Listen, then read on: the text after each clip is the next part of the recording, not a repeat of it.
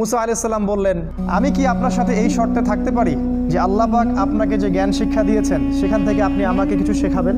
এবার খিদর আলাইহিস সালাম বললেন, মুসা তুমি আমার সাথে ধৈর্য ধরতে পারবে না, কারণ খিদর আলাইহিস সালাম শেষ পর্যন্ত জানেন যে কি হবে। গল্পের শেষে আমরা তাই দেখব, মুসা আলাইহিস সালাম ধৈর্য ধরতে পারেননি, কিন্তু মুসা আলাইহিস সালাম বললেন, ইনশাআল্লাহ আমি ধৈর্য ধরবো। খিদর আলাইহিস সালাম ইনশাআল্লাহকে সম্মান করলেন এবং মুসা আলাইহিস সালামকে সাথে নিলেন, কিন্তু বললেন, তুমি আমার সাথে সফর করো, কিন্তু আমাকে কোনো প্রশ্ন করতে পারবে না, একটা প্রশ্ন করা যাবে না, আমি কি করব না করব কোনো বিষয়ে কোনো প্রশ্ন করা যাবে না। মুসা আলাইহিস সালাম বললেন, ঠিক আছে। এবার তারা চলতে শুরু করলেন। এবার ঘটনা শুরু। চলতে চলতে চলতে চলতে একটা নদী আসে। এবার তারা নদী পার হবেন, কিন্তু কোনো টাকা পয়সা সাথে নাই। খিদির আলাইহিস সালামকে ওই মাঝিরা চিনতো। সেই মাঝিরা তাকে বলল, আপনি নৌকায় ওঠেন, টাকা পয়সা লাগবে না। খিদির আলাইহিস সালাম মুসা আলাইহিস সালামকে নিয়ে নৌকায় উঠলেন। এবার নৌকা চলতে শুরু করলো। নৌকার পাতা টানের উপর একটা পাখি এসে বসলো।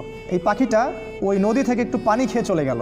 এই দৃশ্যটা দেখে খিদির আলাইহিস সালাম বললেন, হে মুসা, এই যে পাখিটা যতটুকু পানি এই নদী থেকে খেয়ে চলে গেল, ওই অতটুকু পানি হচ্ছে তোমার আর আমার জ্ঞান, আর এই যে নদীর যত পানি দেখছো এগুলো হচ্ছে আল্লাহর জ্ঞান। যাই হোক, নৌকা চলতে থাকলো। এক পর্যায়ে একটা ঘটনা ঘটলো। খিদির আলাইহিস সালাম একটা কুড়াল নিলেন। কুড়াল নিয়ে নৌকার যে পাতা টান নিচে একটা ফুটা করে দিলেন।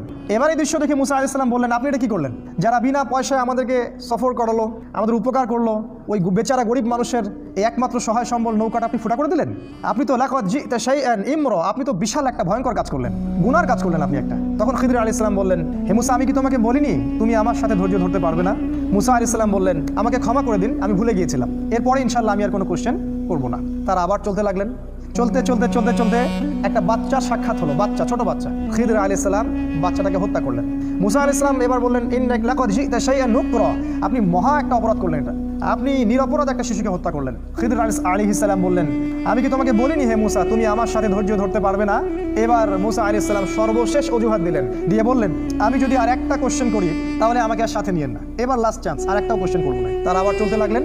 চলতে চলতে একটা গ্রাম আসলো। সেই গ্রামের মানুষগুলো ছিল একটু অনেকটা আমাদের এখন ঢাকা শহরের মতো, মেহমানদারি করতে চায় না, মেহমান আসলে বিরক্ত হয়। তারা মুসা এবং খিদিরকে কোনো খাবারও দিল না, কোনো পানিও দিল না, সামান্যতম সৌজন্য বোধটুকু তারা দেখালো না। কিন্তু খিদির আলাইহিস সালাম দেখলেন ওই গ্রামের একটা বাড়ির দেয়াল ধসে পড়ে আছে। খিদির আলাইহিস সালাম নিজে কষ্ট করে এই পুরো দেয়ালটা তৈরি করলেন।